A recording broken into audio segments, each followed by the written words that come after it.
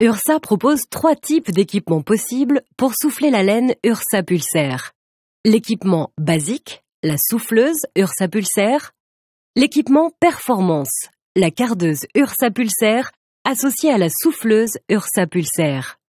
L'équipement évolution, la cardeuse souffleuse 2 en 1 Ursa Pulsaire. Cette vidéo concerne la mise en œuvre de la laine avec l'équipement performance, c'est-à-dire la mise en œuvre associant la cardeuse Ursa Pulsaire et la souffleuse Ursa Pulsaire. La mise en œuvre de la laine Ursa Pulsaire nécessite 2 personnes. Un préparateur à l'extérieur du comble pour ouvrir les sacs, alimenter la cardeuse, découper les étiquettes de performance thermique. Un souffleur à l'intérieur du comble pour installer la signalétique du kit chantier et le matériel de soufflage, souffler la laine à l'épaisseur souhaitée. La cardeuse Ursa Pulsaire a pour objectif d'aérer la laine de manière mécanique. Elle offre ainsi un confort de travail sans égal pour le préparateur qui n'a plus besoin d'aérer la laine à la main. Par ailleurs, le cardage mécanique offre une aération plus homogène de la laine pour un soufflage plus régulier. Vérification préalable. Avant de commencer le chantier, il est impératif de vérifier le bon état du plancher. S'assurer qu'il est étanche à l'air, qu'il n'est pas humide, que la ventilation est correcte et qu'il est assez résistant pour supporter le poids de l'isolant. Installation de la signalétique et du matériel de soufflage. Il faut ensuite installer dans le comble la signalétique du kit chantier. Mettre en place les piges graduées Ursa Pulsaire permettant de contrôler l'épaisseur de la laine soufflée. Agrafer les repères électriques Ursa Pulsaire à l'aplomb de ceux-ci afin de pouvoir les identifier facilement une fois la laine soufflée. Mettre en place le contour de trappe Ursa Pulsaire autour de la trappe d'accès du comble. Notez que les contours de trappe Ursa Pulsaire sont réglables pour s'adapter à toutes les dimensions de trappe d'accès.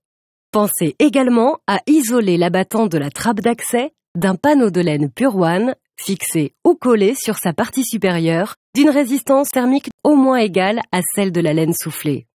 Avant de commencer l'isolation de votre comble, enfilez des gants et le masque de chantier fourni dans le kit chantier. Découpe et ouverture des sacs.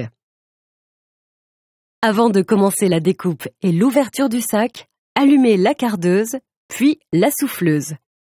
Munissez-vous d'un couteau à laine Ursa et découpez d'abord les 2 extrémités du sac, puis découpez ensuite le sac en plein milieu, de sorte que le tableau de performance thermique ne soit pas endommagé. Ce dernier devra être conservé et agrafé à la fiche de contrôle à la fin du chantier. Prenez soin de faire une découpe tout autour du sac pour faciliter la division du sac en 2 morceaux.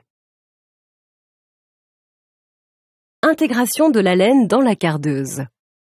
Positionnez-vous au-dessus de la cardeuse et découpez le demi-sac dans la tranche pour laisser la laine reprendre son volume à l'intérieur de la cardeuse.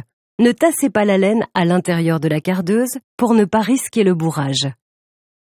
Grâce à la cardeuse Ursa Pulsaire, l'aération de la laine s'effectue de manière automatique sans l'intervention du préparateur.